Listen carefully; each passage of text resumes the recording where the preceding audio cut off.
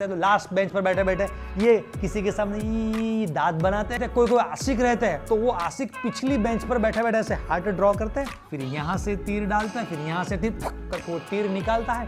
बैठे बैठे भाई सब सिग्नेचर करते जा रहे, सिग्नेचर करते जा रहे। भाई भाई भाई ये जो पूरा पार्ट है, मैंने इतना छोटा सा पार्ट आपको यहाँ पर साइड में जूम करके दिखाया हुआ। हेलो बच्चा party, welcome to creative chemistry. तो ये फ्री एजुकेशन की जो हमारी अभी सीरीज चल रही है उसमें हम डिस्कस कर रहे हैं चैप्टर 2 स्ट्रक्चर ऑफ एटॉम।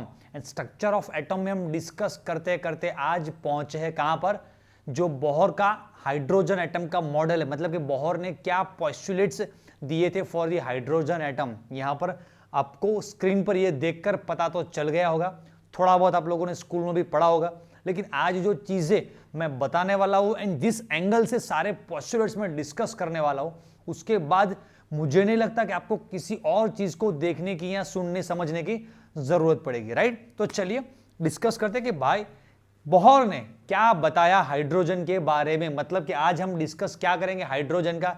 वैसे देखा जाए तो बायोडेटा या फिर हाइड्रोजन की कुंडली क्या होती है, राइट। तो देखिए चलिए, सबसे पहला पोस्टुलेट क्या बताया। ओके, वर्ड टू वर्ड हम पढ़ेंगे। मैंने जनरली ऐसा भी ऑलमोस्ट 99% ऐसा ट्राई किया कि मैं यहां पर पूरी जो सारी लैंग्वेज है वो हमारी एनसीईआरटी टेक्स्ट बुक की ही यूज करूं, ताकि आपको वर्ड बाय सारी चीजें समझ में आए। बाकी मैं ऐसा भी कर सकता था कि चलिए पोस्टुलेट्स 1 ये दो आपको यहां पर इमेज दिखा दिए एंड उसके बाद डायरेक्टली चलिए मैंने ओरली सब कुछ सारी चीजें बता दी।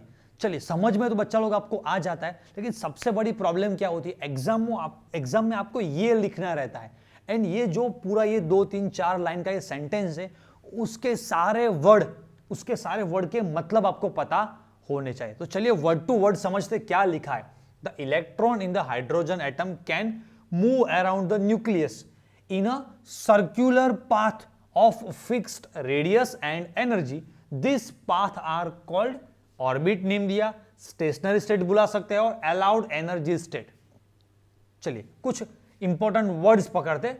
नील्स बोहर ने हमें फर्स्ट पोस्टुलेट्स में उसका जो भी रिसर्च वर्क था, उसने जो पोस्टुलेट्स दिए जिस बेस पे आगे वाले थियरम सही होने वाले हैं, तो उसने सबसे पहले बताया कि इलेक्ट्रॉन जो मूव करता है वो पाथ कैसा रहता है, सर्क्युलर पाथ, वो फिक्स्ड रेडियस वाला है एंड एनर्जी भी उसकी क्या रहती है बच्चा लोग, फिक्स रहती है। तो हम सोचेंगे इसमें क्या बड़ी बात है। तो मैंने बच्चा लोग पहले भी आपको बताया था कि ये चैप्टर जो पूरा हमारा है वो हिस्ट्री की तरह पढ़ रहे हैं। मतलब कि उन दिनों में ये सबसे बड़ा रिसर्च था। आज तो 8th standard 9th standard 10th standard वाले बच्चे भी सब कुछ ये, मतलब आप जो वीडियो देख रहे हैं ये सारी चीजें तो आप 8 9 10th में भी पढ़ के आए। सबको पता रहता है कि इस तरह से कुछ न्यूक्लियस रहता है, उसके सराउंडिंग इस तरह से इलेक्ट्रॉन घूमते। लेकिन उस वक्त पे ये सबसे बड़ी रिसर्च थी कि भाई हाइड्रोजन। और हाँ, एक बड़ी बात कि बोहर ने भाई साहब हाइड्रोजन से स्टार्ट क्यों किया, तो वी ऑल नो दैट कि हमारे जो पूरा पीरियोडिक टेबल है उसमें सबसे छोटा सा, नन्ना सा, मुन्ना सा, क्यूट सा, जो बेबी जैसा कौन है, हाइड्रोजन। मतलब सिंपल सा आइटम है। न्यूक्लियस में एक प्रोटॉन एक इलेक्ट्रॉन घूम रहा है, ज्यादा कोई कुछ बकवास नहीं, राइट।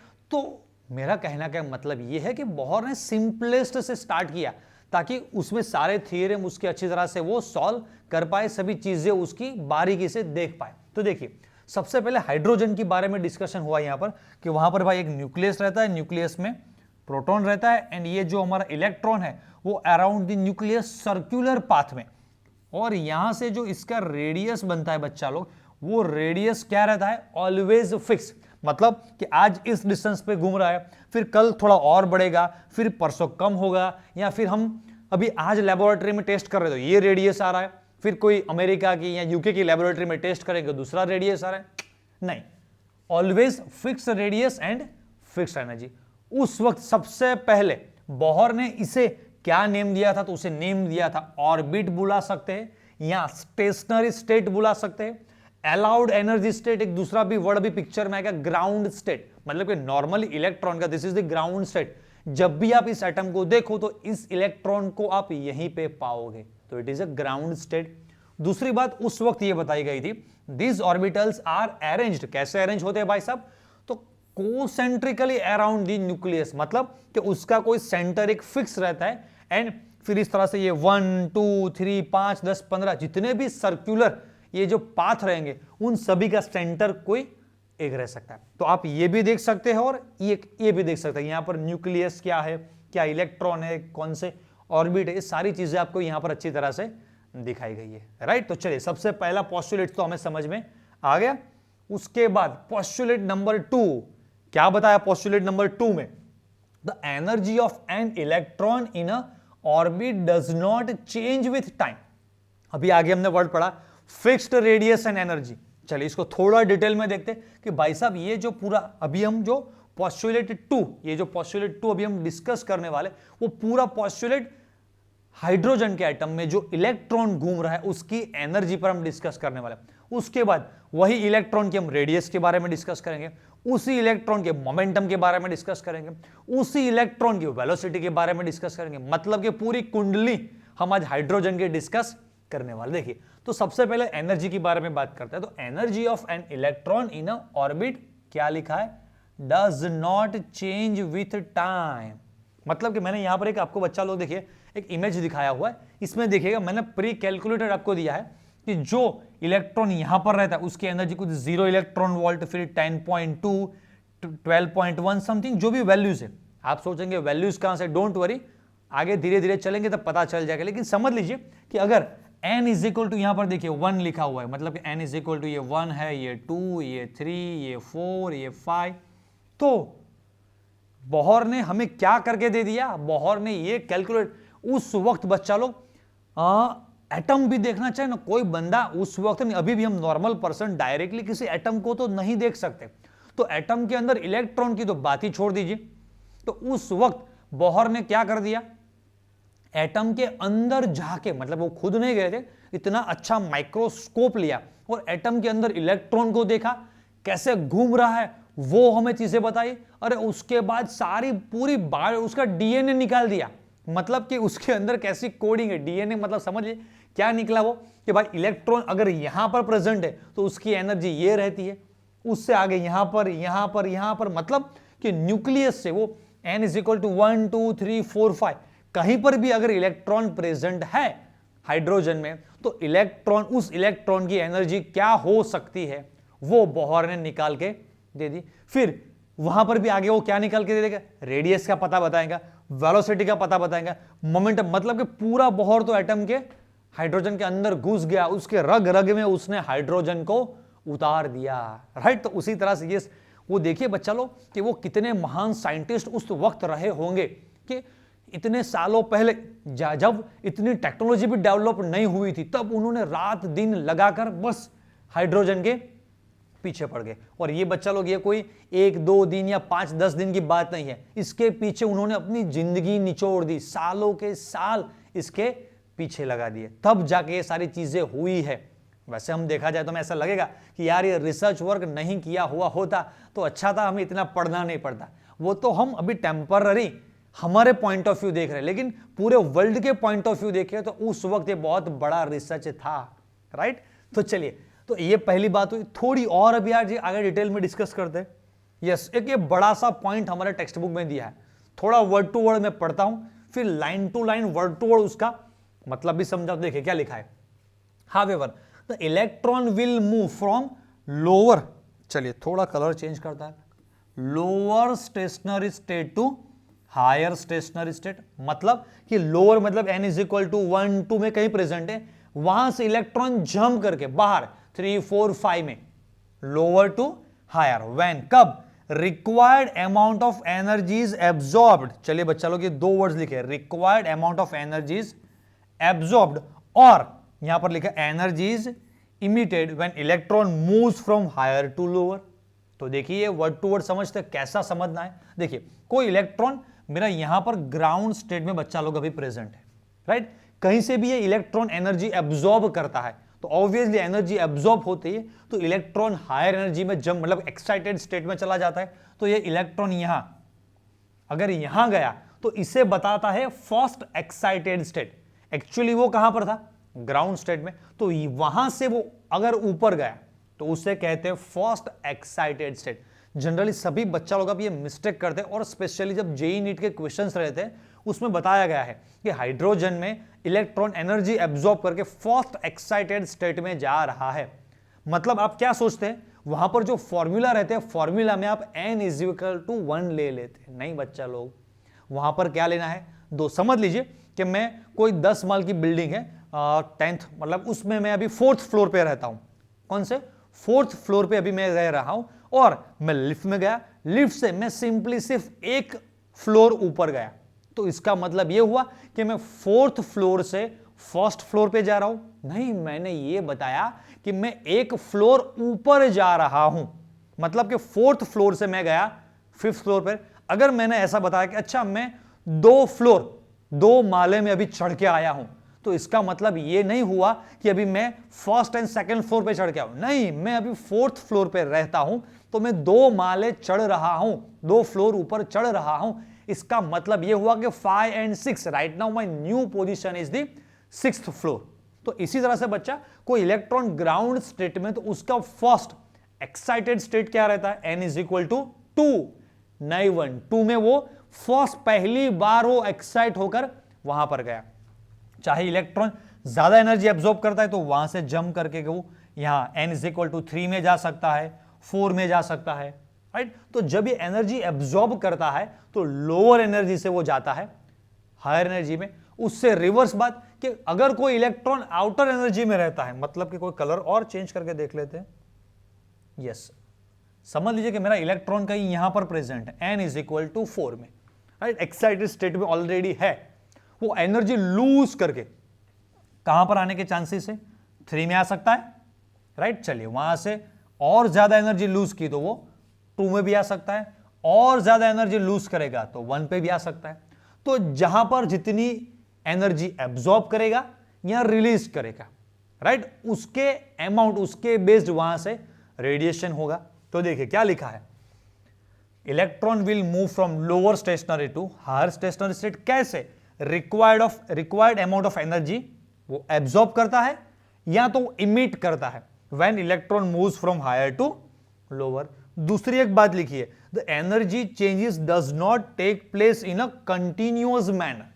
मतलब हम लोगों ने पहले भी पढ़ा था, ये हमें प्लैंक ने बताया था कि ये जो एनर्जी चेंज है, मतलब it is the one kind of radiation, right. तो ये कंटिन्यूअस मैनर में नहीं है, डिस्क्रीट मैनर में, मतलब लूज करेगा तो भी रुक रुक के करेगा। मतलब कि वो एनर्जी जो रिलीज कर रहा है, ये इलेक्ट्रॉन जब भी हायर एनर्जी से लोअर में आ रहा है तो ऑब्वियसली उस वक्त वो कोई ना कोई रेडिएशन छोड़ेगा, राइट। तो ये रेडिएशन एक्चुअली में दिखने में वेव है, लेकिन हमने पहले आगे पढ़ा हुआ है कि they are small energy packet, quantum, it is made up of photons, right. तो ये कंटिन्यूस नहीं रहता है, चाहे वो एनर्जी एब्जॉर्ब कर रहा है या एनर्जी लूज कर रहा है, it is not in a continuous manner, वो रुक रुक के एनर्जी एब्जॉर्ब करेगा। ओके, चलिए अभी आगे बढ़ते हैं।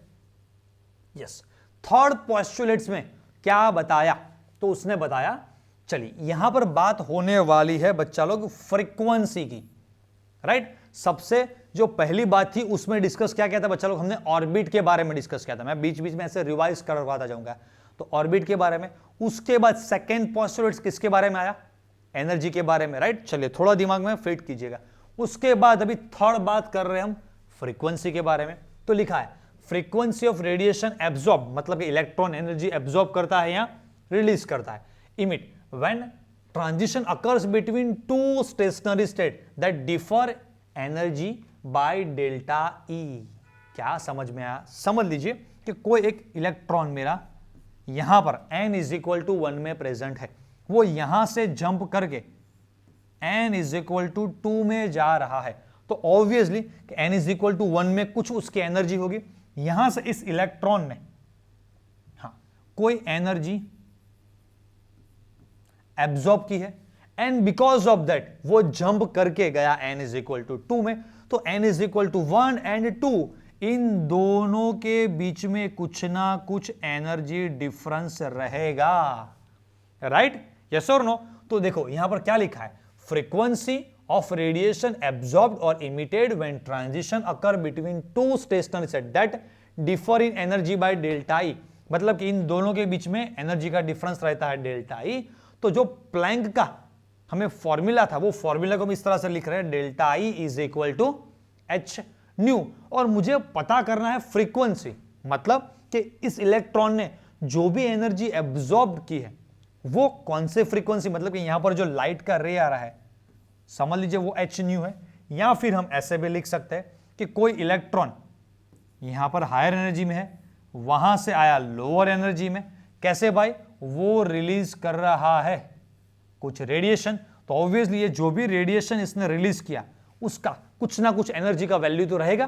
तो व्हाट इज दिस न्यू, इन दोनों में न्यू का मतलब बच्चा लोग क्या है, new is nothing but is the frequency. तो मुझे ये पता करना है कि भाई मेरा इलेक्ट्रॉन देखिए n इज इक्वल टू 3 में घूम रहा था, वहां से वो एनर्जी लूज करके गया n इज इक्वल टू 1 में, तो उस वक्त उसने रेडिएशन के थ्रू जो एनर्जी रिलीज की है, तो उस रेडिएशन की फ्रीक्वेंसी क्या होगी। मुझे ऐसा क्वेश्चन पूछा गया है कि जो रेडिएशन निकल रहा है इलेक्ट्रॉन के लोअर एनर्जी में जाने से, तो जो रेडिएशन निकल रहा है उसकी फ्रीक्वेंसी क्या है। तो सिंपली मैं यहां से बच्चा लोग इस फॉर्मूला से फ्रीक्वेंसी निकाल सकता हूं। Frequency nu is equal to क्या लिखूंगा मैं, डेल्टा ई अपॉन एच। भाई बच्चा लोग एच तो प्लैंक कांस्टेंट है, वो तो सबको पता रहता है। डेल्टा ई कहां से निकालेंगे, तो ये मैंने बताया, देखिए ये जो डिफरेंस रहता है, हम ये एग्जांपल डिस्कस कर रहे हैं, 3 से 1 में जा रहे हैं, तो 3 एंड 1 के बीच में जो एनर्जी डिफरेंस रहता है बच्चा लोग, वो तो हमें पता चल जाएगा। अरे भाई कैसे पता चलेगा, सिंपली अगर डेल्टा ई को मैं इस तरह से लिखूंगा तो भी पता चल जाएगा, E2 minus E1 upon H, right. तो इन दोनों की अगर मुझे एनर्जी का डिफरेंस पता है, तो इससे जो भी रेडिएशन निकला उस रेडिएशन की फ्रीक्वेंसी में पता कर सकता हूं। यस, पता कर सकता हूं। उस फ्रीक्वेंसी से मुझे यह पता चलेगा, क्या पता चलेगा कि ये जो मेरा रेडिएशन निकला वो कौन सी रेंज में रहेगा, वो अल्ट्रावायलेट में जाएगा, इंफ्रारेड में जाएगा, या विजिबल रेंज में आएगा, राइट। विजिबल में भी अगर आ गया तो मुझे फ्रीक्वेंसी से पता चलेगा कि यहां से कौन सा कलर इमिट होने वाला है, मतलब कि ये जो रेडिएशन निकल रहा है वो कौन सा कलर जनरेट करेगा, क्योंकि उस फ्रीक्वेंसी, ये जो फ्रीक्वेंसी है वो किसी ना किसी कलर के साथ अगर मैच कर गई तो वो कलर मुझे दिखेगा। अच्छा, अभी बातें थोड़ी थोड़ी समझ में आ रही। जो बच्चा लोग डायरेक्टली ये वीडियो देखेंगे तो वो समझ में नहीं आएगा, पीछे से जो हमारी सीरीज चल रही आ रही है उसको स्टेप बाय स्टेप सीक्वेंस में आपको पढ़ना पड़ेगा। हाँ, देखा जाए तो चैप्टर 2 ये स्ट्रक्चर ऑफ एटम वैसे तो बेस है, मतलब कि ये जो केमिस्ट्री है उसका बेसिक पार्ट, लेकिन इतना डिटेल में बेस है, तो वो अगर नहीं समझ में आया तो इसके बाद चैप्टर नंबर 3, 4 वो भी अच्छी तरह से समझ में नहीं आएगा। और मैं कहता हूं कि चैप्टर 3 और 4 से ज्यादा टफ ये चैप्टर नंबर 2 है आपका, स्ट्रक्चर ऑफ एटम, क्योंकि इसकी बाय कुंडली पता करनी है ना, तो कुंडली थोड़ी टफ रहती है। और इसी को बच्चा लोग क्या कहते हैं, इसी को कहते हैं बोर्स फ्रीक्वेंसी रूल। तो सबसे पहले मैंने क्या पढ़ा, सबसे पहले आपने और मैंने पढ़ा और पढ़ाया ऑर्बिट, स्टेशनरी स्टेट, उसके बाद हमने बात की एनर्जी की, उसके बाद हमने बात की फ्रीक्वेंसी की, और अभी हम बात करेंगे मोमेंटम की। तो अच्छा, अभी ये मोमेंटम, एंगुलर मोमेंटम लिखा है, तो चलिए एंगुलर वर्ड को छोड़ते हैं, मोमेंटम वर्ड का क्या मतलब है बच्चा लोग। अच्छा, हमने फिजिक्स में पढ़ा है भाई, क्या पढ़ा है हमने फिजिक्स में, तो भाई हमने फिजिक्स में ये पढ़ा है कि मोमेंटम का मतलब हम अगर मास को वेलोसिटी से मल्टीप्लाई करते हैं तो इसे कहते हैं मोमेंटम। कोई भी ऑब्जेक्ट, रेडी, इस स्ट्रेट डायरेक्शन में या कुछ भी ऑब्जेक्ट कोई मूव कर रहा है तो उसकी कुछ ना कुछ वेलोसिटी होती है, वेलोसिटी को अगर हम मास से मल्टीप्लाई करते हैं तो वो बन जाता है मेरा मोमेंटम। लेकिन यहां पर तो वर्ड है भाई साहब एंगुलर मोमेंटम। तो बच्चा लोग एंगुलर वर्ड पिक्चर में कब आता है, तो जब कोई मेरा ऑब्जेक्ट सर्कुलर मूवमेंट कर रहा है, मतलब कि कोई सर्कुलर पाथ में उसका रोटेशन मूवमेंट है, तब उसका मोमेंटम ओनली सिंपल मोमेंटम की जगह पर एंगुलर मोमेंटम बनता है। एंड वहां पर हम रेडियस r से उसे मल्टीप्लाई करते हैं, मतलब कि वो कौन सी रेडियस में घूम रहा है, राइट, क्योंकि रेडियस बहुत मायने रखती है। एक एग्जांपल से देखेंगे, समझ लीजिए कि हम बाइक लेकर जा रहे हैं और कोई सर्कल आया, तो हम जब टर्न ले रहे हैं, अगर हम स्पीड में जा रहे हैं तो ऑब्वियसली हम ऐसा ट्राई करेंगे कि हम थोड़ा लंबा सर्कल घुमाएं, क्योंकि आप बाइक स्पीड में जा रहे हैं, राइट, मतलब कि आपका मोमेंटम ज्यादा है, वेलोसिटी भी ज्यादा है, आपकी बाइक की जो भी मास है उसका अगर मल्टीप्लीकेशन टोटल करेंगे तो आपका मोमेंटम ज्यादा है। अभी आप ज्यादा मोमेंटम से जा रहे हैं और तुरंत आप एक शॉर्ट छोटा सा टर्न ले लेंगे अगर, तो ऑब्वियसली इतना छोटा आप टर्न ले रहे हैं तो आपकी बाइक जो है वो बैलेंस नहीं कर पाएगी, आप गिर जाएंगे। मतलब कि अगर आपका मोमेंटम ज्यादा है तो आपको थोड़ा लंबा टर्न लेना पड़ेगा, अगर ऐसा छोटा सा आपने टर्न ले लिया तो आप गिर जाएंगे। मतलब कि आप कोई सेंटर पॉइंट से देख रहे तो अगर छोटी रेडियस में घूम रहे एंड बड़ी रेडियस में घूम रहे तो मोमेंटम उस पर थोड़ा अफेक्ट करता है, राइट। तो चलिए, इतना ज्यादा फिजिक्स अभी डिटेल में यहां पर नहीं पढ़ते, लेकिन आपको इस एग्जाम्पल से जो रेडियस का यहां पर क्या इंपॉर्टेंस है, वो रेडियस का मतलब आपको समझ में आ गया होगा। तो एंगुलर मोमेंटम में मास, वेलोसिटी, रेडियस क्या कहा गया है, तो इलेक्ट्रॉन कैन मूव ओनली, यहां पर सबसे भारी भरकम वर्ड एक मूव रख दिया, ओनली। क्या रखा वर्ड, कि इलेक्ट्रॉन भाई मूव करेगा, कहां पर मूव करेगा, तो कि भाई सिर्फ वहीं पर मूव करेगा। अरे भाई वहीं पर मतलब कहां पर, जहां पर उसका एंगुलर मोमेंटम क्या होना चाहिए, तो इंटीजर लिखा, angular momentum is the integral multiple of h/2π। मतलब कि n के जगह पर हम 1 2 3 4 5 ऐसी वैल्यू रखेंगे और जो जो वैल्यूज निकल के आएगी, देखिए मैं दिखा देता हूं आपको। यस, इस फॉर्मूला में मैंने n = 1 2 3 लिया, h का वैल्यू तो we all know that Planck constant 6.626 10⁻34, 2π का वैल्यू रखा। तो यहां पर जो जो सारे आंसर निकलने वाले हैं, तो बोहर ने यह बताया कि इलेक्ट्रॉन वहां पर ही घूमता है। मतलब समझ लीजिए कि यहां पर मेरा आंसर x निकल के आता है, यहां पर y आता है एंड z, तो हम कह सकते हैं कि x एंड y के बीच में तो बहुत सारी वैल्यू हो सकती है। मतलब समझ लीजिए कि मैंने x = अभी 1 लिया, y = 2 लिया, तो 1 एंड 2 के बीच में नंबर ऑफ वैल्यूज रहेंगी, राइट। तो बोहर ने यह बताया कि इलेक्ट्रॉन जो घूमता है उसका मोमेंटम चेक किया गया, तो वो मोमेंटम इसके मल्टीपल में, मतलब कि वो मोमेंटम चाहे x या y ही हो सकता है, 1 या 2, इन दोनों के बीच में जितने भी नंबर ऑफ वैल्यूज पॉसिबल है, वहां पर कभी भी कोई इलेक्ट्रॉन प्रेजेंट नहीं होगा। अच्छा, अब समझ में आया कि 1 एंड 2 के बीच में 1.00 समथिंग, 1.002, 1.5, 1.3, 1.9, कुछ भी 1.89, 1.899966, ऐसा कोई भी वैल्यू ले लीजिए। मतलब कि इस x एंड y, मैंने तो अभी रेफरेंस के लिए 1 एंड 2 लिया है, मतलब ऐसे कोई भी आप इन दोनों के बीच में इसका जो आंसर निकलने वाला है, इसका जो इन सभी के जो आंसर्स निकलने वाले हैं, इनके बीच में नंबर ऑफ वैल्यूज मिलेंगी, बट वहां पर उस वैल्यू वाले, मतलब कि उस वैल्यू जितनी एंगुलर मोमेंटम वाले कभी भी कोई भी इलेक्ट्रॉन कहीं पर भी मिलने वाले नहीं है। वो बात किसने बताई, बोहर ने। कितनी बड़ी बात। हम सोचेंगे कि अच्छा ऐसा मुझे बताना है तो कैसे करना है वो भी पता नहीं चलेगा, कैसे इस साइंटिस्ट ने किया हुआ होगा, राइट। चलिए अभी आगे बढ़ते। चलिए, जो नहीं काम की चीजें हैं वो हम मिटा देते हैं यहां से, ताकि आपको नोट में अच्छी से अच्छी चीजें मिल पाए, राइट। चलिए, अभी उसके बाद हमने 4 पोस्टुलेट्स बच्चा लोग डिस्कस किए, रिपीट कर दे एक बार। सबसे पहला हमने डिस्कस किया ऑर्बिट एंड स्टेशनरी स्टेट वाला, उसके बाद हमने डिस्कस किया क्या, एनर्जी वाला पार्ट, उसके बाद हमने क्या डिस्कस किया, चलिए फिर से रिपीट करते थोड़ा, कहां गया वो हमारा पार्ट। यस, तो सबसे पहले हमने ऑर्बिट, उसके बाद एनर्जी, उसके बाद हमने देखिए बच्चा लोग ये फ्रीक्वेंसी के बारे में डिस्कस किया, एंड उसके बाद हमने ये डिस्कस किया एंगुलर मोमेंटम, राइट। अब उसके बाद हम डिस्कस कर रहे हैं अचीवमेंट्स ऑफ बोहर थियरी, मतलब कि बोहर की थियरी से क्या अचीवमेंट्स मिले हमें। ओके ओके, चलिए, तो सबसे पहला अचीवमेंट क्या आया, the stationary state for electron are numbered as a 1 2 3, this integral number are known as principal quantum number. चलिए भाई, बोहर ने बता दिया है कि कोई एक सेंटर रहता है, उसके ऊपर कोसेंट्रिक, मतलब कि सबका सेंटर एक रहता है, उस तरह से 1 2 3 4 5 6 7 ऐसे नंबर ऑफ ऑर्बिटल्स रहते हैं, और उनका नेम डेजिग्नेशन क्या दिया गया, 1 2 3 4।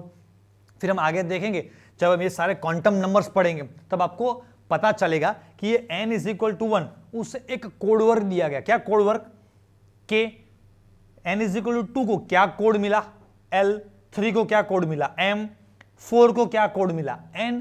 तो इस तरह से हम कोड वर्ड में भी हम बात कर सकते हैं कि n इज इक्वल टू 1 2 3 4 या k l m n g h, इस तरह से भी हम बात कर सकते हैं। चलिए अभी आगे क्या दूसरा अचीवमेंट है, तो भाई बताया रेडियस के बारे में।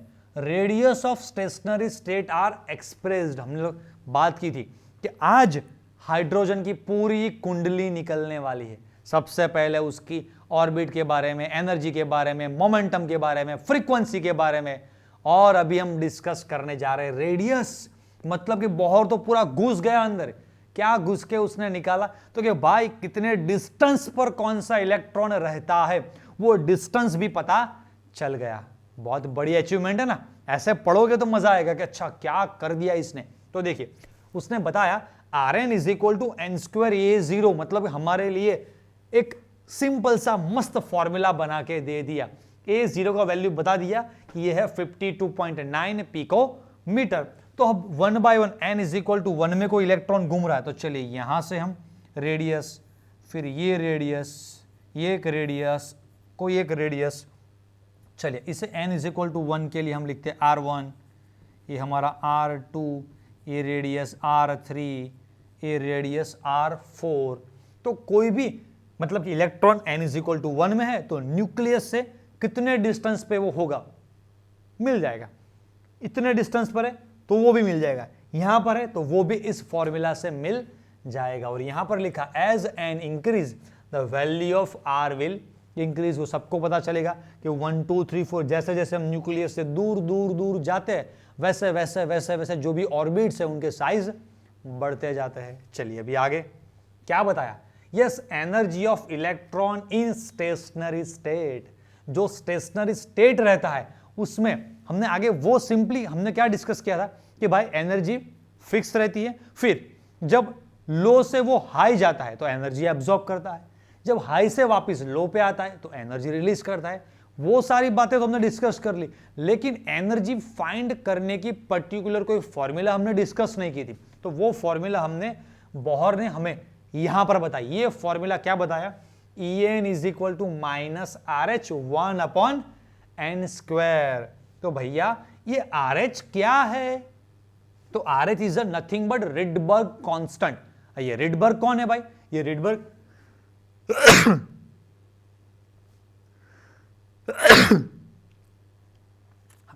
तो ये भाई रिडबर्ग कौन है, तो रिडबर्ग कौन है भाई, तो it is a scientist, he is a scientist, वो एक साइंटिस्ट है। उसने ये वैल्यू मतलब ये पूरा फॉर्मूला निकाला हुआ है। इस फॉर्मूला में R का वैल्यू 2.18 10⁻18 लेना है हमें। अगर जब हम वैल्यू 2.18 10⁻18 लेंगे तो ये मेरा आंसर आएगा जूल में। बट मुझे अगर आंसर चाहिए इलेक्ट्रॉन वोल्ट में तो मुझे यहां पर लिखना है 13.6।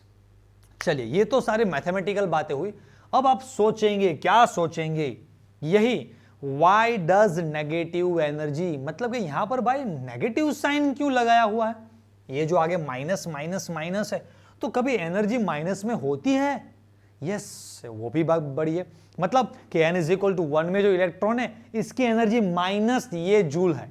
अरे एनर्जी तो माइनस में रहती नहीं है, जो टेम्परेचर मतलब जो हीट रहती है, जो एनर्जी रहती है, मतलब ये सारी वैल्यूज जनरली फ्रीक्वेंसी है किसी की, वेलोसिटी है, मोमेंटम है, तो ये सारी चीजें तो पॉजिटिव में होनी चाहिए। तो भाई साहब अभी यहां पर नेगेटिव साइन क्यों, बताते हैं, रुको जरा सब्र करो, है ना, धक्का मुक्की नहीं करने का। चलिए तो अभी आगे हमें बोहर ने मतलब कि बोहर के जो पोस्टुलेट्स थे तो उन सारे पोस्टुलेट्स को यूज करके बोहर एंड दूसरे साइंटिस्ट ने मिलकर क्या क्या बातें अभी आगे अचीव की। तो उसमें उन्होंने लिखा when electron is free from the influence of nucleus, मतलब कि कोई इलेक्ट्रॉन न्यूक्लियस का जो इफेक्ट है उसके अट्रैक्शन में नहीं है। न्यूक्लियस मतलब कि यहां पर कहीं पर भी कोई इलेक्ट्रॉन है एनर्जी एब्जॉर्ब करके न्यूक्लियस का जो अट्रैक्शन फोर्स है वहां से बाहर निकल गया, मतलब कि इलेक्ट्रॉन फ्री हो गया है, राइट। तो क्या बताया, अगर कोई फ्री इलेक्ट्रॉन है तो उसे बताते हैं n is equal to infinitive. तब उसकी एनर्जी भैया क्या लेना है, एनर्जी लेना है 0। इस इमेज से समझते हैं क्या बता रहे हैं ये लोग। देखिए कोई मेरा एक electron n is equal to 1 में घूम रहा है, दिख रहा है, रेड कलर का एक इलेक्ट्रॉन है। चलिए उसी रेड कलर वाले इलेक्ट्रॉन को अगर ये इलेक्ट्रॉन एनर्जी एब्जॉर्ब करे, इतनी एनर्जी एब्जॉर्ब की कि वो न्यूक्लियस के अट्रैक्शन फोर्स से निकल के बाहर फ्री हो गया, मतलब ये इलेक्ट्रॉन यहां पर चला गया। चलिए इसको यहां पर दिखा देते हैं। ये बच्चा लोग मैंने यहां पर दिखाया हुआ है क्या, ये जो हमारा है वो n इज इक्वल टू, आप इंफिनिटिव ले सकते हैं, मतलब कि वो न्यूक्लियस से बहुत दूर चला गया है। इंफिनिटी मतलब ये नहीं समझना है कि अच्छा इंफिनिटी डिस्टेंस पर स्पेस में चला गया है, नहीं, स्पेस का भी कुछ ना कुछ हम अभी डिस्टेंस लाइट ईयर में भी निकाल रहे, ये मतलब यहां पर आपको समझना है इंफिनिटी डिस्टेंस फॉर इलेक्ट्रॉन क्या रहता है बच्चा लोग, तो वो डिस्टेंस कि जहां पर न्यूक्लियस का उसके ऊपर कोई अट्रैक्शन ना हो, वो मेरा इलेक्ट्रॉन फ्री फ्रॉम में कहीं पर भी घूम सके, तो वो एरिया, वो स्पेस, उस डिस्टेंस को कहा जाता है इंफिनिटिव। तो इस मिसअंडरस्टैंडिंग मत चले जाना कि अच्छा कोई एटम है उसके ऊपर लाइट का बॉम्बार्डिंग हुआ तो वो इलेक्ट्रॉन निकल गए, इंफिनिटिव चला गया। यार इंफिनिटिव का मतलब ये है कि वो न्यूक्लियस के भी अट्रैक्शन फोर्स में नहीं है, इतना दूर चला गया है, राइट। वो इसके लिए इंफिनिटिव है, हमारे लिए इंफिनिटिव नहीं है। समझ लीजिए एग्जांपल ले दो, मैंने एक छोटे से बाउल में पानी लिया है और उसी पानी में एक चींटी को, राइट, उसमें डाल देता हूं, तो उसके लिए क्या लगेगा, और इतना सारा पानी आज मैं जिंदा नहीं रहूंगी, हे प्रभु मुझे बचा ले, ऐसे ऐसे ऐसे करके वो तैरती है। और हमें क्या लगता है, अरे यार चींटी क्या चिल्ला रही इतने पानी में, उसके रिस्पेक्ट में वो पानी बहुत ज्यादा है, राइट, हमारे लिए इतना ज्यादा नहीं होता है। तो उसके रिस्पेक्ट में देखना है कि इलेक्ट्रॉन इतना छोटा, एटम इतना छोटा कि जो दिखता नहीं है, तो उस एटम में से इलेक्ट्रॉन कहीं थोड़ा बहुत भी दूर चला गया, क्योंकि ये सारा डिस्टेंस पिकोमीटर में रहता है, अगर वो इलेक्ट्रॉन वहां से निकल के थोड़ा भी दूर चला गया, आधा फुट भी दूर चला गया, तो उसके लिए तो वो इन्फिनिटिव डिस्टेंस हो जाएगा, क्योंकि यहां से आधा फुट जो डिस्टेंस है तो उसमें जो लाखों, हम नहीं बोल सकते उतने एटम्स वहां तक हो जाएंगे, क्योंकि एक एटम भी इतना छोटा होता है, राइट। तो ये इन्फिनिटी के बारे में पता चल गया। अभी ये बताया गया कि ये जो हमारा इलेक्ट्रॉन जो न्यूक्लियस के अट्रैक्शन फोर्स से निकलकर इनफाइनाइट डिस्टेंस दूर चला गया है, तो उसकी एनर्जी क्या कंसीडर की जाती है, एनर्जी कंसीडर की उन्होंने जीरो। तो ये जो मेरा इलेक्ट्रॉन है बच्चा लोग, इसकी energy E is equal to, E is equal to मैंने क्या ले लिया, जीरो। चलिए यहां पर जीरो, तो जैसे जैसे ये इलेक्ट्रॉन मेरा नजदीक नजदीक नजदीक नजदीक धीरे धीरे क्लोज क्लोज क्लोज क्लोज आता जाएगा, तो ऑब्वियसली कि उसकी एनर्जी कम होती जाएगी, क्योंकि सबसे ज्यादा तो एनर्जी अभी है। अब जैसे जैसे नजदीक आएगा तो एनर्जी कम होती जाएगी। एग्जाम्पल से समझते हैं, समझ लीजिए कि आप कोई क्लासरूम है, क्लासरूम में आप लास्ट बेंच पर बैठे हुए, तो ऑब्वियसली लास्ट बेंच वाले बच्चों की एनर्जी सबसे ज्यादा रहती है। एनर्जी मतलब कि टीचर से उनका डिस्टेंस बहुत ज्यादा हो गया। तो लास्ट बेंच पर जब आप बैठे तो बैठे बैठे क्या करते हैं, तो लास्ट बेंच पर बैठे बैठे ये किसी के सामने दांत बनाते हैं, या फिर किसी को चिढ़ाते हैं, या फिर पेन या कुछ भी कागज का ऐसे कुछ बना के उसके ऊपर फेंकते हैं, या बैठे बैठे कुछ ना कुछ लिखते रहते हैं। कोई कोई आशिक रहते हैं, तो वो आशिक पिछली बेंच पर बैठे बैठे ऐसे हार्ट ड्रॉ करते हैं, ऐसे, फिर ऐसे ऐसे करके उसने ये हार्ट बनाया, फिर यहां से तीर डालता है, फिर यहां से तीर करके वो तीर निकालता है, फिर यहां पर कुछ लिखता है, ए लिखता है, फिर यहां पर कुछ और लिखता है, ए मैंने मेरे नाम का लिखा है, राइट, फिर यहां पर कुछ और लिखता है। तो इस तरह से बैठे बैठे बस लास्ट बेंच पर बैठे बैठे लास्ट पेज पर, जो भी लास्ट बैक बेंचर्स रहते हैं जनरली देखा जाए तो बैठे बैठे बस उनकी बुक के पीछे देखे तो 5 बुक में से 4 बुक तो आपको लास्ट पेज ऐसे ही मिलेंगे वहां पर बस।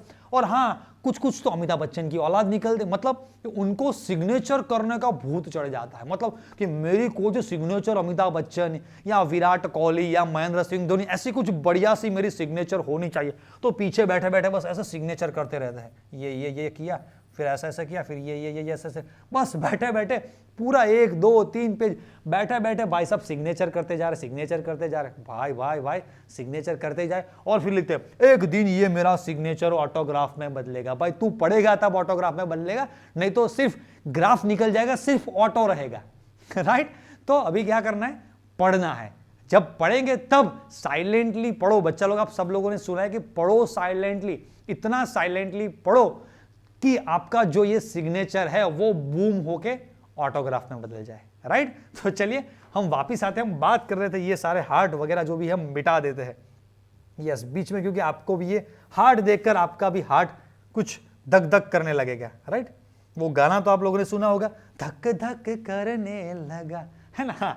तो अभी हम बात कर रहे थे लास्ट बैक बेंचर्स वाले। तो जो लास्ट बेंच पर जो बच्चे, जनरली पढ़ने वाले भी कभी बच्चे वहां पर बैठते, लेकिन कभी कभी बैठते हैं वहां पर, ज्यादातर तो पढ़ने वाले नहीं बैठते। तो समझ लीजिए कि हम जनरली लास्ट बेंच पर बैठने के लिए क्यों जाते हैं, तो वहां थोड़ा कंफर्टेबल रहता है, टीचर से डिस्टेंस ज्यादा रहता है, तो ऑब्वियसली थोड़ी एनर्जी हमारी ज्यादा रहती है। तो उस लास्ट बेंच वाले बच्चे को अगर उठाकर थोड़ा आगे ले आए तो ऑब्वियसली एनर्जी कम हो जाएगी, उससे भी आगे लाए और एनर्जी कम। फर्स्ट बेंच पर बिठा दिया मतलब तो लग गए, मतलब कि खत्म, अभी तो पढ़ना पड़ेगा ऐसे। Yes sir, yes sir. सिर्फ बच्चा, वो हमारे केमिस्ट्री में आता है आइडियल गैस, तो बच्चा बन जाएगा मेरा आइडियल बच्चा। हाँ सर, हाँ सर, हाँ सर, हाँ सर। जिसे मुंडी हिलाने की आदत नहीं थी वो मुंडी हिलाए जा रहा है, हिलाए जा रहा है। तो मेरा कहने का मतलब ये है बच्चा लोग यहाँ पर कि आप जब भी ऐसा कोई सिचुएशन आपके क्लासरूम में देखें तो आपको ये याद करना है कि जो लास्ट इंफिनिटी डिस्टेंस, जो बैक बेंचर, उसकी एनर्जी 0 है। तो जैसे जैसे न्यूक्लियस से close close close close electron आता जाएगा तो एनर्जी डिक्रीज डिक्रीज डिक्रीज कम होती जाएगी। मतलब कि 0 से नीचे तो वो तो सारी चीजें माइनस में हो गई। हाँ, बात सही है, 0 से कम मतलब तो माइनस। अच्छा, तो n इज इक्वल टू, अगर कोई 3 में इलेक्ट्रॉन प्रेजेंट है या 2 में प्रेजेंट है या 1 में प्रेजेंट है, सबकी एनर्जी माइनस में होते हैं। यस, सबकी एनर्जी माइनस में रहती है। तो उस माइनस वाली एनर्जी को प्लस में करने के लिए, मतलब कि मैंने सिंपली सिर्फ इतना लिखा, energy of electron is equal to RH 1/n²। तो इस फॉर्मूला से अगर मैं एनर्जी आपको दिखा रहा हूं बच्चा लोग, तो वो एनर्जी मेरी माइनस में होती है। तो माइनस को मिटाने, हटाने के लिए हम वहां पर आगे क्या रखते हैं बच्चा लोग, माइनस साइन लगा देते हैं। अच्छा, तो आज समझ में आया कि यहां पर इस फॉर्मूला में आगे माइनस साइन क्यों है, क्योंकि हमने इस इलेक्ट्रॉन की एनर्जी को 0 कंसीडर करके रखा है। तो पीछे वाले जितने भी बेचारे हमारे इलेक्ट्रॉन्स है उनकी एनर्जी माइनस में दिखाएंगे। यस, और एक बड़ी बात, जैसे जैसे हम बच्चा लोग अंदर की ओर आ रहे हैं, राइट, तो एनर्जी बच्चा लोग क्या होगी, एनर्जी मेरी होगी डिक्रीज। मतलब कि ये 3 में एनर्जी ज्यादा है, 2 में उससे कम, 1 में उससे कम। क्यों भाई? तो 2 वर्ड से बच्चा लोग आप कंफ्यूज मत होना। एक वर्ड हमारा है अट्रैक्शन, दूसरा वर्ड है एनर्जी। तो जब जब न्यूक्लियस का अट्रैक्शन बढ़ता है तो एनर्जी कम होती है, राइट। तो ये याद रखना कि हम जैसे न्यूक्लियस से दूर जाएंगे अट्रैक्शन डिक्रीज होगा तो एनर्जी बढ़ जाएगी। ओके, चलिए अभी आगे। यस, अभी आगे अचीवमेंट्स में क्या अचीव हुआ, तो देखिए बताया है Bohr's theory can also be applied to ions containing, सबसे बड़ी बात, ओनली 1 इलेक्ट्रॉन। मतलब कि भाई जो बोहर है उसने स्टडी किसका किया था, हाइड्रोजन का। एक प्रोटॉन, भाई के पास एक ही इलेक्ट्रॉन होना चाहिए तभी हमारा ये एप्लीकेबल हो सकता है। मतलब कि वैसे एटम या आयंस के जिसके अराउंड ओनली एक इलेक्ट्रॉन घूम रहा है उसके लिए ही, ओनली फॉर दैट, ये बोहर के पोस्टुलेट्स या जो भी सारी फॉर्मूलाज है वो एप्लीकेबल है। मतलब कैसे, तो ये एग्जांपल ले सकते कि भाई He का बच्चा लोग नंबर क्या है 2, तो इसके न्यूक्लियस में 2 प्रोटॉन होने चाहिए, 2 इलेक्ट्रॉन, तो ये 2 प्रोटॉन 2 इलेक्ट्रॉन, तो उसमें से एक इलेक्ट्रॉन निकल गया, इसके लिए चार्ज प्लस, तो बचा एक Li का चार्ज बच्चा लोग, सॉरी नंबर क्या है 3, मतलब 3 प्रोटॉन 3 इलेक्ट्रॉन। तो इस 3 में से 2 इलेक्ट्रॉन अगर हम लूज करवा देते, इसको 2 इलेक्ट्रॉन को निकाल देते हैं तो बच्चा ओनली 1 इलेक्ट्रॉन, तब एप्लीकेबल है भाई। बी, तो भाई बेरिलियम के लिए वो एप्लीकेबल नहीं है, बट B3+, तो इसका नंबर है बच्चा लोग 4, तो 4 प्रोटॉन और उसके सराउंडिंग 4 इलेक्ट्रॉन्स भाई। तो 4 इलेक्ट्रॉन्स में से अगर 3 इलेक्ट्रॉन्स निकल गए तब भाई साहब ये हमारा बोहर वाला थ्योरम उसके लिए एप्लीकेबल रहेगा। अच्छा, तो हाइड्रोजन में 1 इलेक्ट्रॉन, अभी चलिए He+ में भी 1 बचा, Li2+ में भी 1 बचा, B3+ में भी 1 ही बचा, तो सभी में देखा जाए तो ऐसा बचता है लास्ट में ये न्यूक्लियस, समझ लीजिए n इज इक्वल टू भी 1 में एक इलेक्ट्रॉन प्रेजेंट है, आगे वाला इलेक्ट्रॉन है यहां पर लेकिन वो तो सारे हमने निकाल दिए। तो अच्छा, तो हाइड्रोजन में जो इलेक्ट्रॉन न्यूक्लियस से इस डिस्टेंस पे है उसकी एनर्जी, He प्लस में इलेक्ट्रॉन है उसकी एनर्जी, Li2 प्लस में जो इलेक्ट्रॉन अब एक बचा उसकी एनर्जी, एंड B3 प्लस में जो एक इलेक्ट्रॉन बचा उसकी एनर्जी सबकी सेम रहेगी।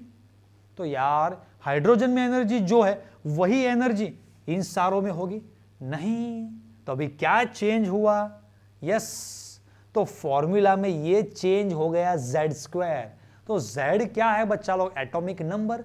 अभी एटॉमिक नंबर क्या है? प्रोटॉन। तो ऑब्वियसली कि यहां बच्चा लोग देखिए हाइड्रोजन में, यस मैं थोड़ा कलर चेंज कर लेता हूं। अगर मैं हाइड्रोजन के बारे में बात करूं तो हाइड्रोजन के न्यूक्लियस में सिंपली एक प्रोटॉन रहता है, मतलब कि एक ही प्रोटॉन इस इलेक्ट्रॉन को अट्रैक्ट कर रहा है। अभी हीलियम के बारे में बात करेंगे तो ये He प्लस हुआ तो ये इलेक्ट्रॉन कम होंगे, प्रोटॉन तो 2 ही रहने वाले। लिथियम में इलेक्ट्रॉन्स 2 कम होंगे, प्रोटॉन तो 3 ही रहने वाले। बेरिलियम में 4 ही रहने वाले। मतलब कि इस न्यूक्लियस के ऊपर पहले एक प्रोटॉन का अट्रैक्शन था, अभी 2 प्रोटॉन, 3 प्रोटॉन, 4 प्रोटॉन। तो ऑब्वियसली कि 4 प्रोटॉन वाले में उस इलेक्ट्रॉन पे अट्रैक्शन ज्यादा रहेगा। तो अभी मैंने आगे बताया कि अट्रैक्शन ज्यादा रहता है तो एनर्जी कम रहती है। मतलब कि भाई साहब जो न्यूक्लियस में प्रोटॉन्स है उसकी इफेक्ट इलेक्ट्रॉन पे कुछ ना कुछ तो होने वाली है। यस, समझ में आ गया, क्योंकि यहां पर En and Z² directly proportional है। तो आप सोचेंगे अच्छा Z एटॉमिक नंबर बढ़ेगा तो एनर्जी बढ़ेगी। हाँ बढ़ेगी, लेकिन माइनस में बढ़ेगी। हाँ, तो मतलब कि वैल्यू और छोटी छोटी छोटी होती जाएगी, और जितना वैल्यू ज्यादा माइनस में गया तो ऑब्वियसली उस वैल्यू को हम कम कंसिडर करते हैं। अच्छा, अब समझ में आया कि भाई हाइड्रोजन में भी एक इलेक्ट्रॉन प्रेजेंट है एंड बेरिलियम में भी एक ही इलेक्ट्रॉन प्रेजेंट है, बट हाइड्रोजन में इस इलेक्ट्रॉन को डांटने, टोकने, रोकने के लिए एक ही प्रोटॉन प्रेजेंट है और यहां पर 4 एग्जाम्पल समझ लीजिए कि कोई बच्चा यहां से कोई बड़े सिटी में पढ़ने जा रहा है, वहां पर उसके दादा दादी या नाना नानी सिंपल कोई एक ही फैमिली मेंबर रहता है, तो उस बच्चे के लिए थोड़ी फ्रीडम ज्यादा रहती है। और कोई बच्चा जॉइंट फैमिली में, मतलब मम्मी पापा, दादा दादी, अंकल आंटी सभी रहते हैं, बड़ी बहन है, बड़ा भाई है, और उस बच्चे को या उस बच्ची को कहीं ऐसे क्लास बंक करना है, ट्यूशन नहीं जाना है, कहीं दोस्तों के साथ घूमना है, गर्लफ्रेंड बॉयफ्रेंड बन के बाइक पे घूमना है, तो वो सारी चीजें जिसके ऊपर वॉच ज्यादा है, फैमिली में इतने 5-5, 6-6 मेंबर है, मार्केट में बाजार में कहीं ना कहीं घूमते रहते, तो कहीं ना कहीं मम्मी पापा ने देख लिया कि भाई इसको तो मैंने स्कूल भेजा था, अभी यहाँ पर कैंटीन में पार्टी कर रहा है, घूम रहा है। तो कहने का मतलब है कि हाइड्रोजन में जो इलेक्ट्रॉन है बच्चा लोग, उसके ऊपर वॉच रखने के लिए एक ही प्रोटॉन है, और बेरिलियम में उस इलेक्ट्रॉन के ऊपर 4 प्रोटॉन कूद पड़ेंगे, राइट। तो ऑब्वियसली उसकी एनर्जी कम रहेगी, राइट। चलिए, अच्छे से पता चल गया। अभी बारी आई रेडियस की। तो सेम, जैसे जैसे अट्रैक्शन बढ़ता है तो ऑब्वियसली अट्रैक्शन बढ़ने से वो इलेक्ट्रॉन नजदीक आएगा। मतलब कि ये न्यूक्लियस है और यहां पर कोई इलेक्ट्रॉन प्रेजेंट है, तो अगर इस इलेक्ट्रॉन पे एक ही प्रोटॉन का अट्रैक्शन है तो उतना खींचा आएगा नजदीक। और वहां पर मैंने अगर 4 प्रोटॉन्स कर दिए तो 4 प्रोटॉन इस इलेक्ट्रॉन को ज्यादा अट्रैक्ट करेंगे। जितना ज्यादा अट्रैक्ट करेंगे तो ऑब्वियसली वो रेडियस कम होती हुई नजदीक आ जाएगी। मतलब कि ये रेडियस एंड Z हमारा क्या है? इनवर्सली प्रोपोर्शनल है। मतलब कि जैसे जैसे जैसे जैसे न्यूक्लियस में प्रोटॉन एटॉमिक नंबर बढ़ता जाएगा, रेडियस घटता जाएगा, राइट। चलिए, हाँ, ये सारी बातें रेडियस की वो चैप्टर नंबर 3 में हम अच्छी तरह से डिटेल में डिस्कस करेंगे, और सारी चीजें मैंने डिस्कस करके पूरा सब कुछ VFX एनिमेशन सब कुछ लगा के एक अच्छे से सारे जितने भी इंपॉर्टेंट टॉपिक्स है उसके सारे वीडियोस बना दिए। आपने नहीं देखा है तो वो देख लीजिए, बहुत बढ़िया मेहनत करके यार बनाया सब कुछ आपके लिए, राइट। चलिए अभी आगे एक और बड़ी बात, इसका क्या कंक्लूजन है मेरे भाई? तो कंक्लूजन ये है कि जैसे जैसे Z बढ़ता है तो En energy becomes more negative. Yes, वो तो मैंने बताया कि Z बढ़ेगा उतनी एनर्जी नेगेटिव होगी, and R N becomes smaller. z बढ़ता है तो ये नेगेटिव होता है एंड रेडियस कम होता है। दूसरी बात, this means that electron will be tightly bound to a nucleus. जितने प्रोटॉन बढ़ेंगे तो वो सारे इलेक्ट्रॉन के ऊपर टूट पड़ेंगे, उस इलेक्ट्रॉन को खींच के छोड़ेंगे, मतलब कि अपनी ओर खींचेंगे, राइट। चलिए अभी आगे, अभी बात आई उसके वेलोसिटी की, कहां कहां तक घुस गया ये बहुत, मतलब कि वेलोसिटी को भी नहीं छोड़ा।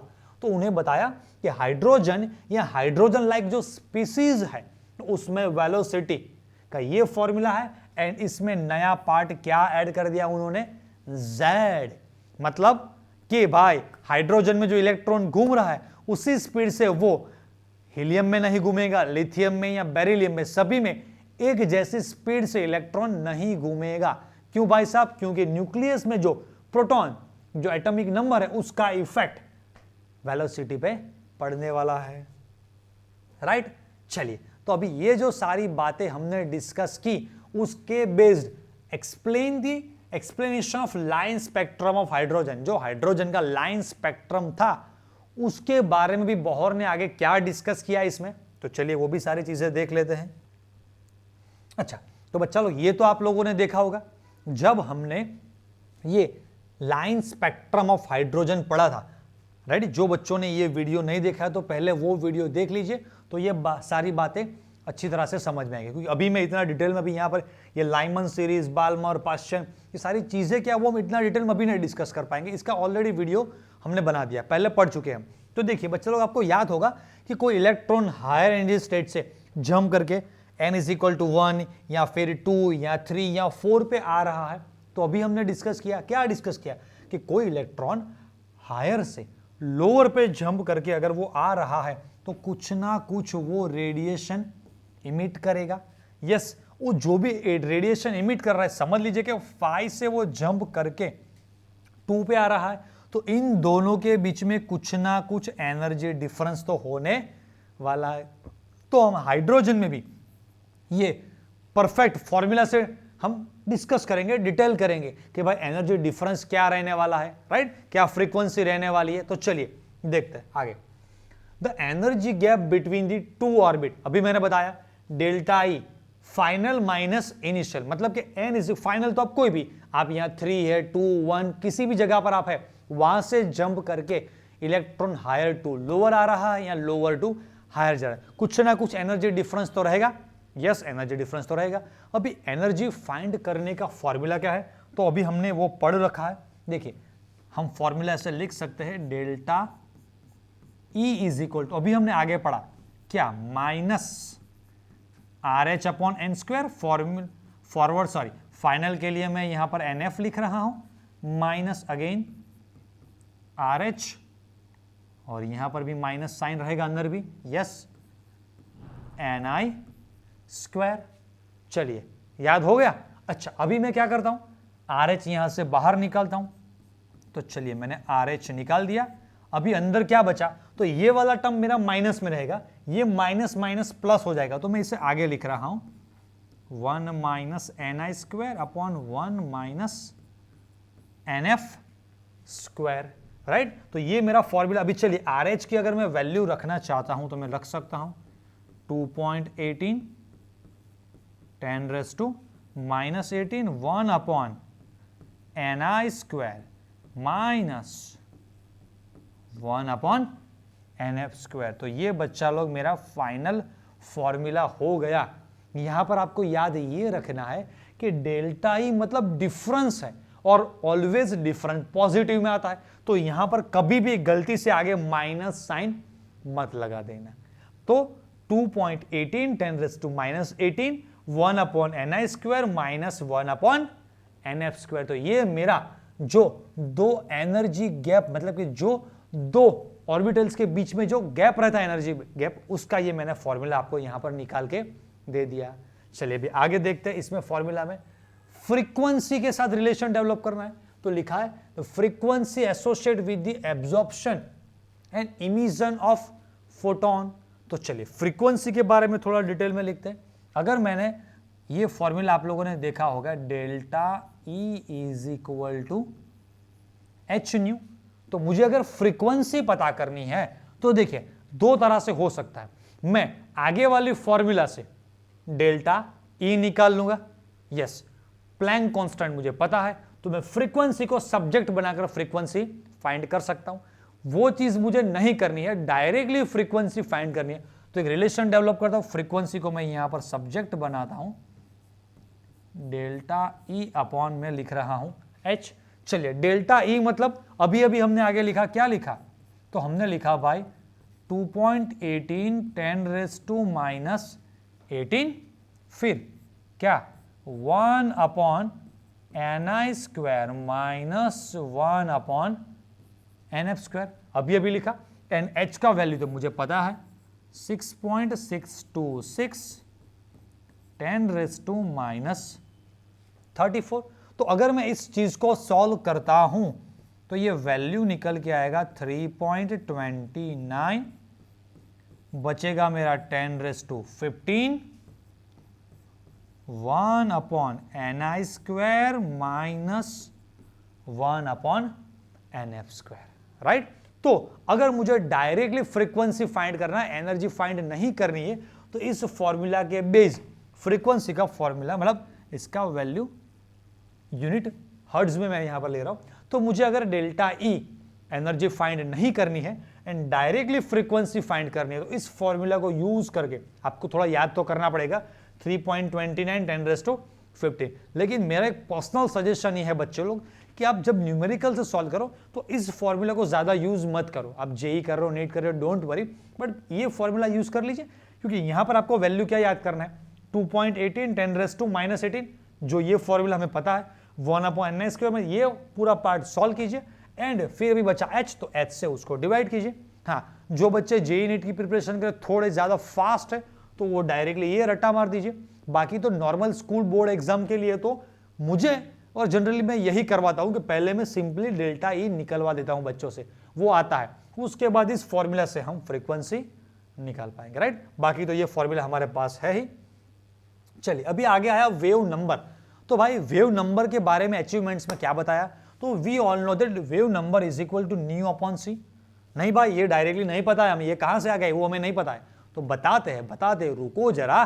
तो देखिए वेव नंबर बच्चा लोग, we all know that wave number nu bar is equal to 1 upon lambda, right. तो चलिए लैम्बडा का मतलब कि लैम्बडा की जगह पर मैं क्या लिख सकता हूं, तो हम we know that frequency nu is equal to c upon lambda, so lambda is equal to c upon nu, right. तो ये जो मेरी न्यू की जो मतलब सॉरी लैम्बडा की जो वैल्यू है, अगर मैं यहां पर रखूंगा तो ऑब्वियसली ये बनकर आ जाएगा। लैम्बडा की जगह पर मैंने रखा सी अपॉन न्यू, न्यू चला गया ऊपर। चले ये बात तो समझ में आ गई। अभी इस न्यू की जगह पर, अच्छा मुझे डायरेक्टली ये कहा गया है क्वेश्चन में कि find out calculate wave number, तो कैसे फाइंड कर सकते, तो मैं पहले आगे वाला जो थियरम उससे बताता हूं। डेल्टा ई निकाल लिया, यस याद आ गया डेल्टा ई, तो फिर उससे हमने जो अभी अभी पढ़ा उस फॉर्मूला से हमने फ्रीक्वेंसी निकाल दी सी, वो तो हमें पता है, मतलब कि स्पीड ऑफ लाइट, तो हम वेव नंबर निकाल पाते। लेकिन बीच में मुझे डेल्टा ई फाइंड नहीं करना है, फ्रीक्वेंसी ने डायरेक्टली करना है, तो डायरेक्टली हम कैसे करेंगे, देखिए ये जो मेरा फ्रीक्वेंसी है उसकी जगह पर अभी अभी हमने जो फॉर्मूला निकाला आगे 3.29 10⁻15, okay, 1 upon ni square minus 1 upon nf square, and ये जो मेरा c है उसकी जगह पर मैंने लिख दिया 3 × 10⁸, वो तो हमें पता है। चलिए इसको अगर हम सॉल्व करते हैं तो इसका वैल्यू क्या निकल के आएगा, 1.09677 10⁻7 कॉपी। यहां पर देखिएगा this is the metre inverse, और हमारे टेक्स्ट बुक में ये फॉर्मूला भी दिया है, ये आपको याद करना है, ये सेंटीमीटर इनवर्स है, मतलब कि nu bar is equal to 109,677, ये पूरा पार्ट मीटर को हमने कन्वर्ट कर दिया सेंटीमीटर में, राइट। तो इस फॉर्मूला से आप डायरेक्टली वेव नंबर पता कर सकते हैं। तो देखिए मैं थोड़ा आपको समराइज करता हूं कि हमने सबसे पहले निकाला डेल्टा ई, राइट, उसके बाद फ्रीक्वेंसी एंड उसके बाद ये हमारा वेव नंबर। तो आप इस स्टेप में भी कर सकते हैं, पहले आपने डेल्टा ई पता किया, उसके बाद आप स्टेप 2 से फ्रीक्वेंसी निकालेंगे, उस फ्रीक्वेंसी की वैल्यू यहां पर रखकर आप स्टेप 3 में वेव नंबर भी पता कर सकते हैं। और स्टेप बाय स्टेप आपको नहीं जाना है, डायरेक्टली वेव नंबर पता करना है तो इस फॉर्मूला से, इन दोनों में से किसी भी फॉर्मूला को यूज करके डायरेक्टली आप वेव नंबर निकाल सकते हैं। और यस, आगे देखिए, ये जो मेरी फॉर्मूला थी फिर मैंने रिपीट किया यहां पर। उसके बाद मोस्ट मोस्ट मोस्ट इंपॉर्टेंट, जब आप न्यूमेरिकल से सॉल्व करते हैं, देखिए in case of absorption spectrum, मतलब कि कोई भी इलेक्ट्रॉन एनर्जी एब्जॉर्ब करके लोअर से हायर में जा रहा है, कैसे पता चलेगा? अरे लिखा हुआ होगा क्वेश्चन में n is equal to 1 to n is equal to 4, मतलब मुझे पता चल जाएगा कि n इज इक्वल टू 1 से वो इलेक्ट्रॉन जा रहा है n इज इक्वल टू 4 में। तो अगर एब्जॉर्प्शन हो रहा है तो NF ग्रेटर देन NI, हाँ n इज इक्वल टू 1 से भाई साहब जंप करके n इज इक्वल टू 4 में जा रहे हैं, तो ये NF NI से ऑलवेज बड़ा होगा। तब डेल्टा E मेरा क्या आता है? पॉजिटिव रहता है, इसका मतलब है एनर्जी एब्जॉर्ब हो रही है। ओके, जब इमिशन स्पेक्ट्रम हो रहा है उस वक्त Ni लेस देन NF हुआ, मतलब कि कोई electron n is equal to 4 से जंप करके n इज इक्वल टू 1 में आ रहा है, तो ये मेरा हुआ इनिशियल, ये मेरा फाइनल, राइट। मतलब कि यहां पर आप देखेंगे कोई हायर टू लोअर आ रहा है तो Ni greater than NF, delta E मेरा नेगेटिव रहेगा, एनर्जी क्या हो रही होगी? यहां पर रिलीज हो रही होगी।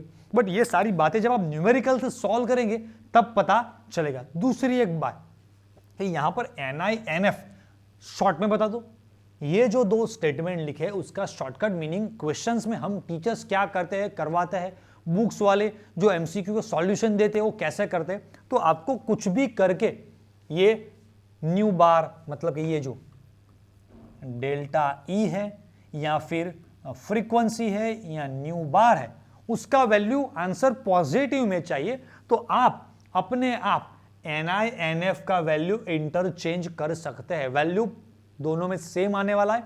अगर आपने यहां पर 1 लिया, यहां पर 4 लिया और आंसर प्लस में आ रहा है, आपने 1 और 4 की जगह पर ऐसे ले लिया 4 एंड 1, तो वही आंसर आपका बनेगा, सिंपली वो आंसर आपका नेगेटिव में होगा, राइट। तो क्या करना है, देखिए आपको ऑलवेज यहां Ni की जगह पर छोटा वैल्यू लेना है और यहां पर बड़ा वैल्यू लेना है। मतलब कि देखो यहां पर मैं सॉल्व करके आपको थोड़ा दिखा देता हूं। ये जो मेरा पार्ट है 1 अपॉन में 1 स्क्वायर लिख रहा हूं एंड 1 अपॉन 2 स्क्वायर, हमने यहां पर 4 लिया है तो चलिए 4 स्क्वायर ही लिख देते हैं,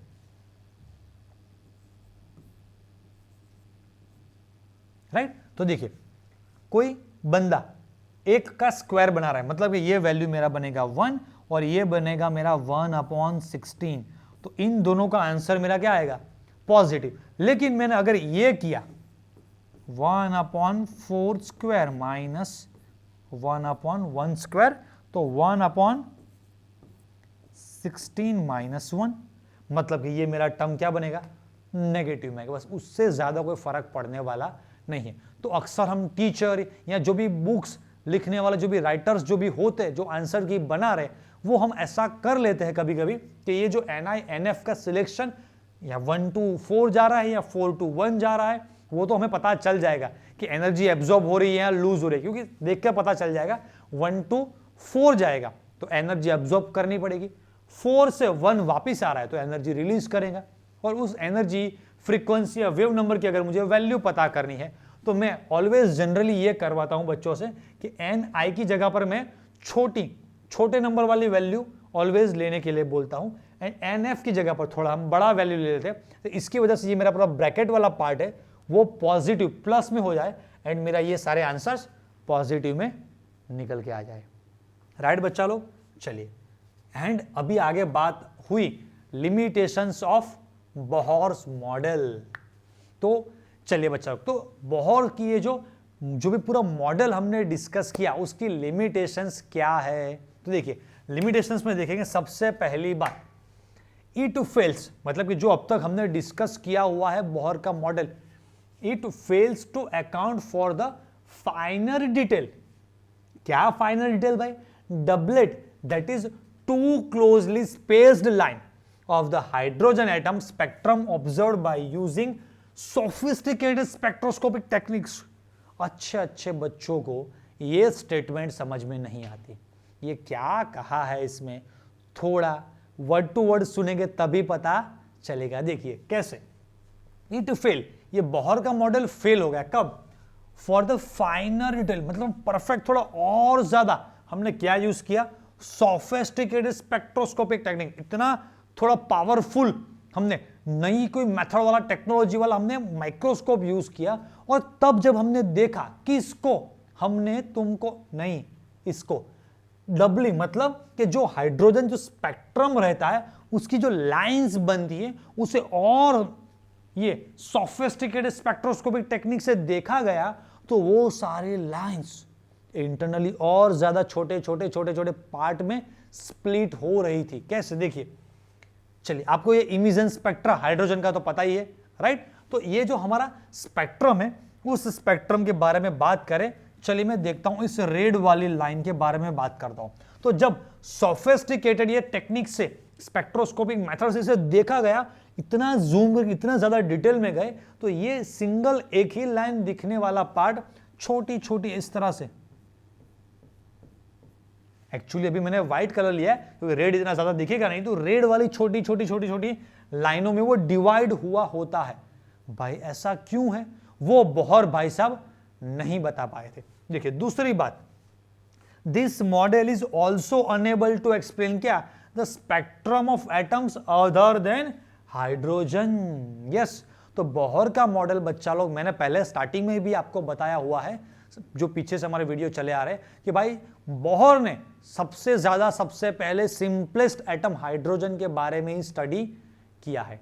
ये जो पूरी कुंडली उसने निकाली किसकी है, हाइड्रोजन की कुंडली, राइट? तो ऑब्वियसली कि हम यहां पर डिस्कस कर रहे हैं हाइड्रोजन के बारे में, तो जो बोहर ने सारी चीजें बताई वो हाइड्रोजन की होगी, तो दूसरे एटम को वो एप्लीकेबल नहीं हो पाएगी। इसको थोड़ा और ज्यादा डिटेल में देखते, देखिए बड़ी बात क्या कही, further Bohr's theory was also unable, भाई किसके लिए वो अनेबल है, to explain the splitting of spectral lines, जो स्पेक्ट्रल लाइंस है उसका स्प्लिटिंग हुआ in the presence of magnetic field, जिसे नेम दिया गया ज़ीमैन इफेक्ट, और इलेक्ट्रिक फील्ड जिसे नेम दिया गया स्टार्क इफेक्ट। ये तो वो बात हुई कि जो हमारे टेक्स्ट बुक सिर्फ सिंपल सेंटेंस लिख के दे दिया, इसका क्या मतलब होता है। हाँ, हमने आपके लिए एक बड़ा सा एक अच्छा सा डायग्राम दिखाया हुआ है। देखिए ये बच्चा लोग, ये एक डायग्राम है, समझ लीजिए, थोड़ा डिटेल करता हूं तो आपको समझ में आएगा। ये इसका न्यूक्लियस है, ये डिफरेंट डिफरेंट डिफरेंट डिफरेंट सारे ऑर्बिट्स है, एंड जब इसको मैग्नेटिक फील्ड अप्लाई किया गया, तो ये जो सिंगल, मैं आपको यहां पर एक्चुअली है ये रेड कलर में, लेकिन समझ लीजिए इसको मैं येलो कलर से दिखा रहा हूं। समझ लीजिए कि कोई एक हमारी एजम्पशन के अकॉर्डिंग इस ऑर्बिट का कुछ ऐसा सा सिंपल एक ही, अभी तो मैंने इसको ऐसे राउंड राउंड राउंड ज्यादा बना दिया, चलिए इसको मिटाकर फिर से बना के दिखाता हूं आपको। यस, समझ लीजिए, yes, this is our expectation कि ये ऐसा होना चाहिए था और हमने ऐसा ही देखा था। लेकिन जब इसे मैग्नेटिक फील्ड अप्लाई किया गया, तो ये एक लाइन इस तरह से 3 लाइन में स्प्लिट हो रही है। ये जो पूरा पार्ट है, मैंने इतना छोटा सा पार्ट आपको यहां पर साइड में जूम करके दिखाया हुआ, इसे ही कहते हैं Zeeman effect, splitting of spectral lines in presence of magnetic field. भाई ये ऐसा क्यों हो रहा है, वो चीज भी बोहर भाई साहब नहीं बता पाए थे। तो आप सोचेंगे अच्छा ऐसा दिखता कहां पर कैसे है, वो तो बताइए। तो मैं सारी चीजें मेरे बच्चों के लिए लेकर आया हूं। ये सारी चीजें बच्चों, एक चीजें करने में बहुत मेहनत लगती है, एक एक वर्ड को पकड़ पकड़ के सारी इमेज डायग्राम हम बनाते हैं, किस तरह से कैसे बच्चों को कब ये डायग्राम दिखाना है, इसके बाद क्या पॉइंट दिखाना है, तो वो सारी चीजें बच्चे आपके लिए मैं कर रहा हूं, राइट? तो देखिए अभी ये सारी चीजें कहां पर दिखेंगी, अच्छा यस, ये कुछ इतना बड़ा सा एक इंस्ट्रूमेंट रहता है, इसके अंदर यहां पर ये सारी प्रोसेस, ये जो मेरा पूरा पार्ट है, यहां पर कोई प्रोसेस इसके अंदर हो रही होगी, मतलब कि मैग्नेटिक फील्ड जो अप्लाई करने वाली प्रोसेस यहां पर है, और यहां से जो दिख रहा है उसे कंप्यूटर के थ्रू हमें यहां पर स्क्रीन पर दिख रहा है, राइट। मतलब कि यहां पर मुझे भी स्क्रीन पर दिख रहा है कि जो स्पेक्ट्रल लाइन एक्चुअली जो मेरी एक्सपेक्टेशन थी कि ये कुछ 1 2 3 ऐसे होना चाहिए था, लेकिन इसके बजाय ये इंटरनली और सोफिस्टिकेटेड टेक्निक से और डिटेल करके इसको देखा गया, तो वो छोटे छोटे डिफरेंट लाइंस में इसका स्प्लिटिंग हो चुका है। तो ऐसे भारी भरकम इंस्ट्रूमेंट से ये सारी चीजें होती है। ये सैंपल के लिए मैंने आपको दिखाया ताकि आपको भी पता चले कि अच्छा ये कैसे साइंटिस्ट ये सारी चीजें देखते होंगे, राइट। यस, अभी और एक आगे point, it could not explain the ability of atom to form molecules by chemical bonds. अरे भाई साहब, अभी हम पढ़ रहे हैं चैप्टर नंबर 2, हिस्ट्री के बारे में पढ़ रहे हैं, राइट। आप सोचेंगे कि भाई गांधी जी ने जो स्टैच्यू ऑफ यूनिटी है वो उस वक्त क्यों नहीं बनाया? अरे उस वक्त वो अभी देश को आजाद कराने में लगे हुए थे। इसी तरह से हमारे जो ये बोहर भाई साहब है, उस वक्त अभी छोटे से हाइड्रोजन की स्टडी अभी तो हो नहीं पा रही थी, उसमें भी वो फेल हो रहे थे। और आप यहां पर लेकर बैठे कि अच्छा बहुत भाई साहब आपने ये सारी चीजें तो बताई, लेकिन ये बॉन्ड कैसे बनाता है वो तो पता नहीं चला। चलेगा, अभी तो बोहर आया, उसके बाद डिफरेंट दे ब्रोगली आएंगे, हाइजेनबर्ग आएंगे, उसके बाद आउफबाउ, पाउली, हुन, वो सारे साइंटिस्ट मिलके सभी एटम का पूरा रिसर्च करेंगे। उसके बाद क्या बन रहा होगा? कोई पीरियोडिक टेबल बन रहा हो। मेंडलीव सारी मेहनत करके पूरा चैप्टर नंबर 3 हमारे लिए बनाएगा, मैंने तो पढ़ा दिया है। उसके बाद जब हम चैप्टर नंबर 4 केमिकल बॉन्डिंग पढ़ रहे होंगे, तब पता चलेगा कि भाई ये एटम किस तरह से बॉन्ड फॉर्म करते हैं, कैसी उनकी एबिलिटी रहती है, राइट। तो ये हम चैप्टर नंबर 4 में पढ़ रहे होंगे, राइट बच्चा लोग। तो ये पूरा हाइड्रोजन की कुंडली के बारे में बात करें या बोहर की, मतलब कि जितना भी आपका ये पोर्शन है, ये वीडियो ज्यादा थोड़ा लंबा हो गया होगा, लेकिन सारी चीजें छोटी मिला के हमने पूरी खत्म कर दी है। तो आप शांति से बैठिएगा, इस वीडियो को देखिएगा एंड पूरी सारी चीजें अच्छी तरह से क्लियर कर दिएगा। ओके, तो चलिए, best of luck, tata, bye bye.